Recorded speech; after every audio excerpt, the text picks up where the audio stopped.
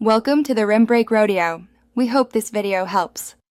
In this video, I will explain how to block a user in an STC router. First, open your web browser and type your router's IP address into the address bar. Common default addresses are 192.168.1.1 or 192.168.8.1. Then, enter your username and password to log in to the router's administration panel. This grants you access to all network settings. Once logged in, you need to identify the device you want to block. Look for a section labeled Connected Devices, DHCP Client List, or similar. This area shows all active connections to your network.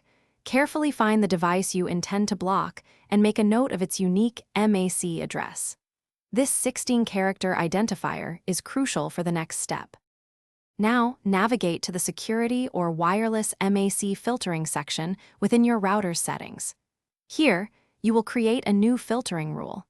Input the MAC address you noted earlier into the designated field. Ensure you select the Deny or Block option for this rule. This tells the router to prevent that specific device from connecting. Finally, it is essential to save your changes to activate the new MAC filtering rule. Look for a Save, Apply, or OK button. Once saved, the device with the specified MAC address will be blocked and unable to connect to your network.